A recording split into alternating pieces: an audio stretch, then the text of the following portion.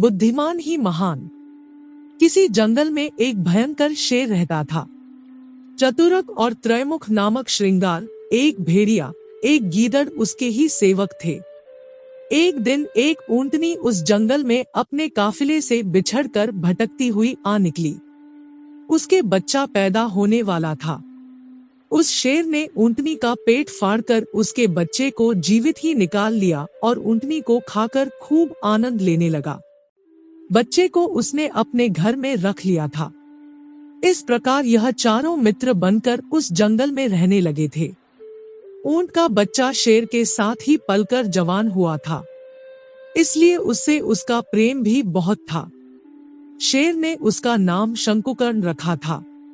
एक बार शेर का किसी मस्त हाथी के साथ युद्ध हुआ। हाथी ने उसे इतना घायल कर दिया था कि वह चल भी नहीं सकता था। तब भूख से दुखी होकर उसने तड़पते हुए कहा कि मेरे खाने के लिए कोई शिकार लेकर आओ, जिससे मैं यहीं बैठे बैठे मारकर उससे अपना और तुम्हारा पेट भर सकूं।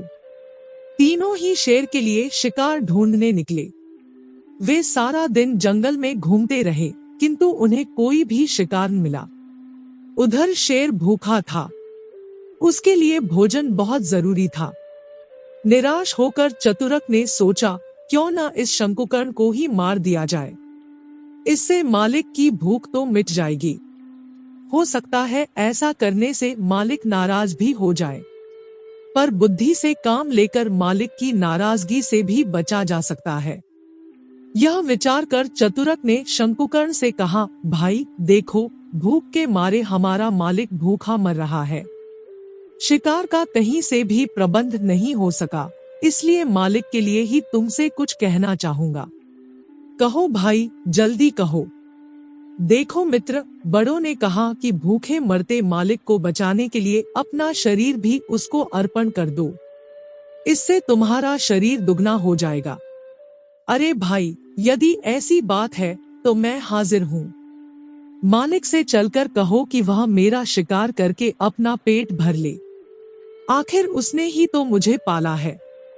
ऊंट के बच्चे की बात सुन चतुरक बहुत खुश हुआ और वह तीनों इकट्ठे होकर शेर के पास पहुँचे। वहां पहुंचकर उन्होंने कहा, देखो मालिक, कोई शिकार तो हमें मिला नहीं, इसलिए यह ऊंट का बच्चा खुशी से आपकी भूख मिटाने के लिए तैयार हो गया है। भूखा शेर बोला, ठीक है, यदि इसकी यही इच्छा है तो इसे मार डालो, बस फिर क्या था। देखते ही देखते उस ऊंट को फाड़ डाला गया। शेर ने चतुरक से कहा, देखो भाई, मैं जरा नदी में मुंह हाथ साफ करके आता हूँ, तब तक तुम इसका ध्यान रखना।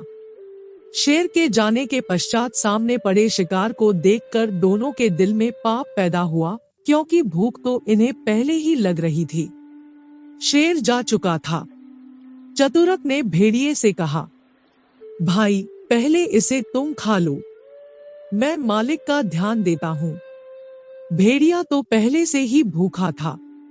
गीदड़ का इशारा पाते ही वह शिकार को खाने ही लगा था कि गीदड़ झट से बोल उठा, करे, अरे, शेर आ गया है।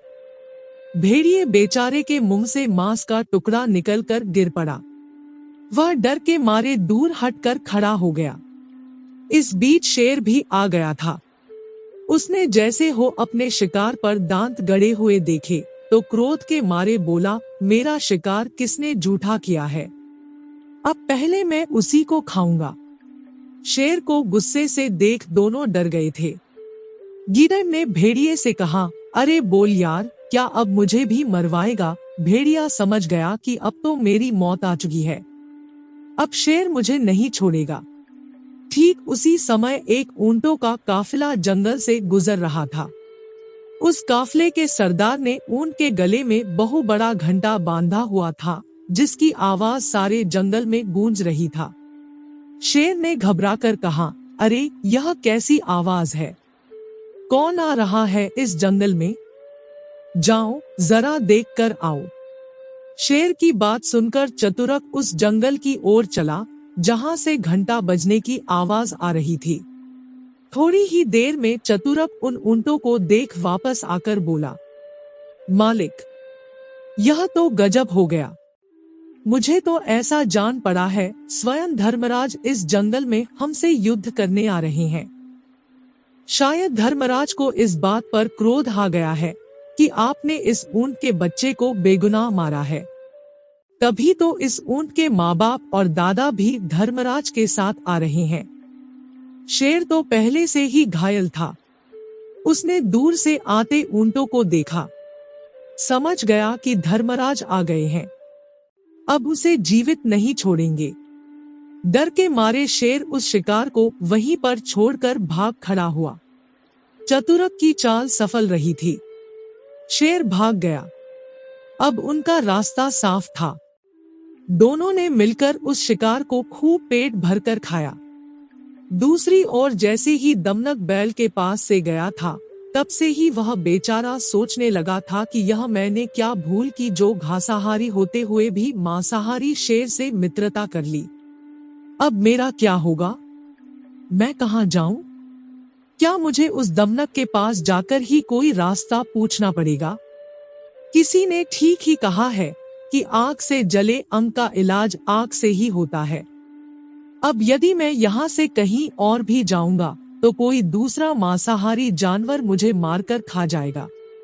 इसलिए कहीं और जाकर मरने से अच्छा है कि इसी मित्र शेर के हाथों ही मरा जाए। किसी ने कहा है कि बड़ों के हाथों मरने से भी प्रशंसा होती है। यह सोचकर बैल बेचारा धीरे धीरे उस शेर के पास जाने लगा। वह शेर के पास जाकर बिना प्रणाम किए ही एक ओर बैठ गया। शेर को तो पहले ही दमनक सब कुछ बता चुका था। बैल के बारे में पूरी नफरत और घृणा उसने शेर के मन में भर दी थी। शेर की नजरों में अब वह उसका शत्रु था और शत्रु को सामने देखकर शेर उस पर टूट पड़ा था। बैल के मन में वही घृणा थी जो शेर के मन में। बस फिर क्या था, दोनों में जमकर युद्ध होने लगा। शेर ने अपने पंजे बैल के शरीर में गाड़ दिए। बैल ने अपना लंबा सींग शेर के पेट में घोंप दिया। दोनों के शरीर से खून निकल रहा था। दमनक और करकट वहां पहुंच गए थे। करकट ने दो मित्रों को इस प्रकार लड़ते देखकर कहा, अरे यार दमनक, तूने इन दोनों को लड़वाकर अच्छा नहीं किया। अच्छा मंत्री तो वही होता है जो प्यार से अपना कार्य करे। यदि स्वामी ही मार डाले गए तो तू मंत्री किसका बनेगा? सामादी की जो 4 नीतियां हैं, उनमें दंड नीति का प्रयोग तो सबसे आखिर में करना चाहिए। यदि मीठा देने से शत्रु मर जाए तो जहर देने की क्या जरूरत है? तुम चाहो तो अब भी इन दोनों में संधि करवा सकते हो। नहीं, मैं यही नहीं करूंगा। मेरी भलाई इन दोनों की लड़ाई में है, दमनक बोला। मैं समझता हूँ भाई, इसमें तो बुरा कोई दोष नहीं। यह दोष तो केवल उस मालिक का है जिसने तुम पर विश्वास किया। मगर याद रखना, मालिक के साथ धोखा करने वाले लोग कभी न भी ऐसी मुसीबत में फंसते हैं कि वहां से कभी निकल नहीं पाते। बुद्धिमान ही महान है, किंतु मूर्ख को उपदेश देने से क्या लाभ? सूखी लकड़ी की आग बुझती नहीं, पत्थर का छुरा काम नहीं करता और सूचीमुख की भांति अपात्र चेले को उपदेश नहीं दिया जाता। बुद्धिमान महान है, लेकिन मूर्ख से सदैव दूर रहो। यह कैसे भाई? जरा मुझे भी तो बताओ। किसी पहाड़ पर बंदरों का एक झुंड रहता था। एक बार पहाड़ों पर काफी वर्षा और बर्फ पड़ने के कारण ठंड बहुत ही अधिक हो गई। इस ठंड से बचने के लिए बंदरों ने एक ऐसे फल को आग समझकर इकट्ठा कर लिया जिसकी शक्ल आग से मिलती थी। इस आग को सुलगाने के लिए सभी बंदर फूंक मारने लगे। बाकी के बंदर उसे आग समझ चारों ओर तापने के लिए बैठ गए। इन बंदरों को देखकर एक पक्षी बोला, अरे तुम सब पागल हो गए हो। यह अंगारी नहीं, यह तो उससे मिलता जुलता फल है। इससे भला सर्दी कहाँ दूर होगी। तुम लोग किसी पहाड़ी गुफा में छुपने की बात सोचो, क्योंकि अभी तो बर्फ और गिरेगी। बंदरों का सरदार बोला, अरे तू हमें क्या बताएगा? हम सब समझते हैं, हम सब जानते हैं। पक्षी ने एक बार फिर कहा, अरे भैया, मैं तुम्हारे ही हित की बात कह रहा हूँ। तुम इस भयंकर ठंड से बचने के लिए कहीं पर भी छिप जाओ, नहीं तो मारे जाओगे। उस पक्षी की बात सुनकर एक बंदर को क्रोध आ गया। उसने उस पक्षी के पर नोचकर उसे पत्थर पर दे मारा। यह मिला था उस बेचारे को फल भलाई का और शिक्षा देने का। मैंने तुम्हें कहा न कि मूर्ख को शिक्षा देने का कोई लाभ नहीं। देखो, एक मूर्ख बंदर ने सुंदर घर वाले को बेघर कर दिया। एक जंगल में किसी घने वृक्ष पर घोंसला बनाए हुए गौरिया का जोड़ा रहता था। वर्षा के दिनों में एक बार थोड़ा थोड़ा पानी बरसने लगा। उसी समय एक बंदर वर्षा में भीगा हुआ, ठंड के मारे कांपता हुआ उस वृक्ष के नीचे आकर बैठ गया। उसकी यह हालत देखकर गौरैया की पत्नी ने कहा, अरे भाई, तुम तो मनुष्य जैसे ही लगते हो, फिर इस ठंड में क्यों मर रहे हो? कहीं छप्पर छाया का प्रबंध करो। उसकी बात सुनकर बंदर को क्रोध आ गया। वह आंखें लाल करता हुआ बोला, परी ओ, तू मेरी हंसी उड़ा रही है। इसीलिए कहा गया है, कोई खुशी से बात पूछे तो बतानी चाहिए, मूर्ख से कहना तो व्यर्थ होता है। अभी गौरैया कुछ और कहने ही जा रही थी कि बंदर झट से उस पेड़ पर चढ़ गया और उसके पास जाते ही घोंसले के टुकड़े टुकड़े कर दिए। इसीलिए तो मैं कहता हूँ भाई, किसी को व्यर्थ में अकल मत सिखाओ। सदा बुद्धिमान और भले व्यक्ति को ही अच्छी बात सिखाओ, क्योंकि बुद्धिमान महान है। नहीं तो पाप बुद्धि नामक पुत्र के व्यर्थ कार्य से जैसे उसका पिता धुएं से मर गया, वही हालत होती है। कैसे हालत? दमनक ने पूछा। लो सुनो उनकी भी राम कथा। किसी शहर में धर्म बुद्धि और पाप बुद्धि नाम के दो व्यक्ति रहते थे। एक बार पाप बुद्धि वाले व्यक्ति ने सोचा कि मैं तो पागल हूँ और गरीब भी हूँ, इसलिए मुझे धर्म बुद्धि वाले को अपने साथ लेकर किसी दूसरे देश में जाना चाहिए। वहां पर इसी सहारे मैं भी अमीर बन जाऊंगा। बस फिर क्या, धन कमाने के पश्चात मैं इसे भी धक्का दे दूंगा। यही सोचकर वह धर्म बुद्धि के पास गया। जाते ही उसने कहा, अरे भाई, यहाँ बैठे बैठे क्या कर रहे हो? चलो हम लोग यहाँ से किसी दूसरे देश में चलकर घूमें फिरे, कारोबार करें, धन कमाएं। एक ही स्थान पर बैठे रहने से आदमी कभी बड़ा नहीं बन सकता। धर्म बुद्धि ने उसकी बातें सुनी तो वास्तव में ही उसे महसूस हुआ कि यहाँ पर बैठे बैठे जीवन बेकार हो रहा है। यदि इंसान को धन कमाना है, कुछ सीखना है, तो उसे परदेश में जाना होगा। यही सोचकर उसने अपने माता पिता से परदेश जाने की आज्ञा ली। इस प्रकार दोनों मित्र परदेश चले गए। दोनों मित्र परदेश में जाकर दिन रात काम करते रहे, जिससे उन्होंने काफी धन कमा लिया। इस धन कमाने में सारा ही धर्म बुद्धि का हाथ था। उन्होंने सोचा कि चलो अब घर वापस जाया जाए। यह सोचकर दोनों वापस चल पड़े।